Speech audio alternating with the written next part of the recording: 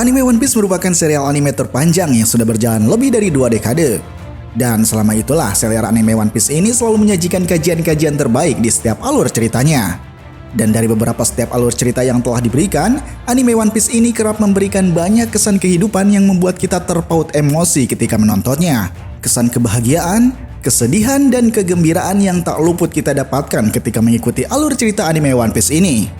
Lalu, adapun dari beberapa sajian cerita yang telah diberikan, tak banyak dari karakter anime One Piece ini selalu membuat kita penasaran ketika sosoknya mulai ramai diperbincangkan.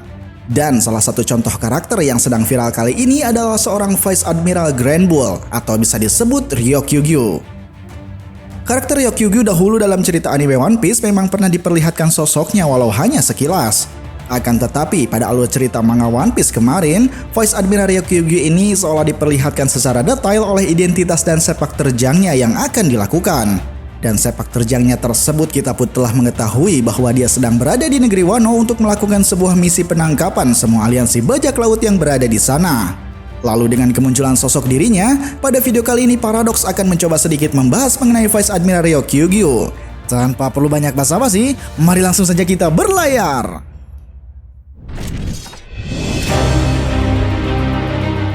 Pada chapter 1053 kemarin, Vice Admiral Ryokugyu yang telah diperlihatkan dengan jelas memiliki sebuah postur tubuh yang tinggi, mungkin setara dengan postur tubuh yang dimiliki oleh Admiral Fujitora.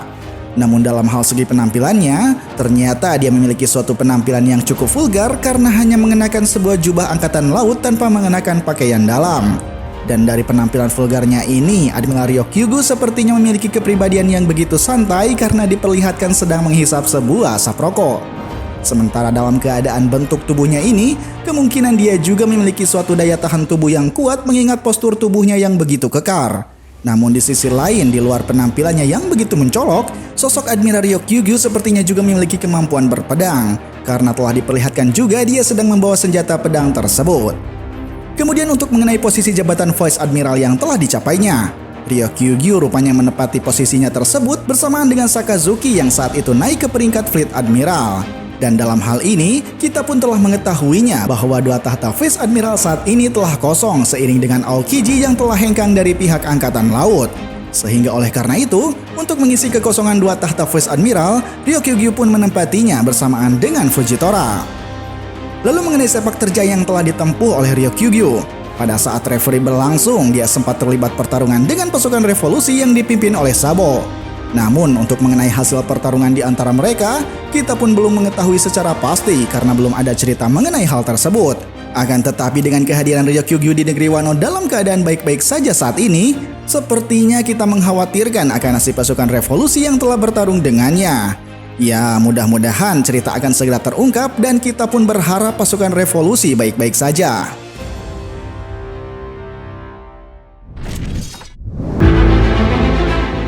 Dan untuk mengenai kekuatan tempur yang dimilikinya, sepertinya Admiral yang satu ini memiliki kekuatan buah iblis yang begitu mengerikan. Kita pun telah melihatnya pada chapter 1053 kemarin, dia dapat menumbangkan semua anak buah bajak laut Kaido dengan sangat mudah. Dengan kekuatan yang dapat mengeluarkan serangan akar yang mematikan dari tangannya, Ryokugyu sepertinya memiliki kekuatan buah iblis berjenis tumbuhan yang masih belum diketahui namanya. Namun meski buah iblisnya masih dikatakan misterius, kemungkinan buah iblisnya itu memiliki unsur kekuatan yang sangat langka dan begitu kuat. Sehingga oleh karena kekuatannya tersebut, Ryokugyu saat ini dapat menjadi seorang Vice Admiral. Vice Admiral Ryokugyu dalam hal segi kekuatannya secara menyeluruh memang masih dipertanyakan. Ditambah lagi dalam segi ketahanan tubuhnya, dia mampu berpuasa selama kurun waktu 3 tahun lamanya. Hal ini pun di luar logika nalar manusia yang tidak mungkin dapat melakukan hal itu.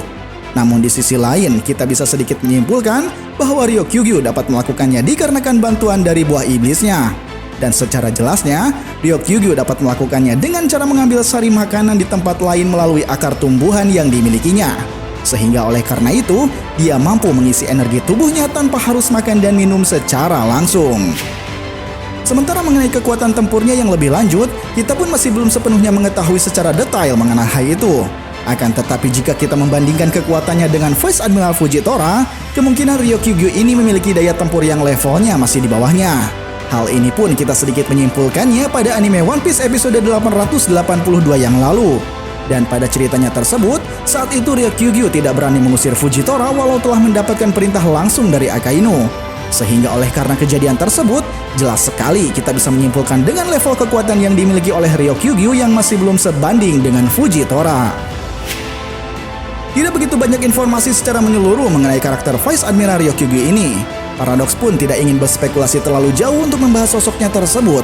Akan tetapi dengan melihat sebuah pedang yang telah dibawanya, sepertinya Ryokyugyu nanti akan memiliki seorang lawan yang mungkin memiliki karakter yang sama dengan sosoknya. Mungkinkah akan berada dari kalangan samurai? Atau bisa jadi Zoro sendiri yang akan menangani Vice Admiral Ryokyugyu ini? Kita pun masih dibuat penasaran untuk mengetahui lebih lanjut akan cerita pada chapter selanjutnya. Atau jika teman-teman memiliki pendapat atau informasi yang lain mengenai Vice Admiral yang satu ini, kalian silahkan tinggalkan komen di kolom komentar. Nantikan terus pada pembahasan video selanjutnya. Salam Paradox.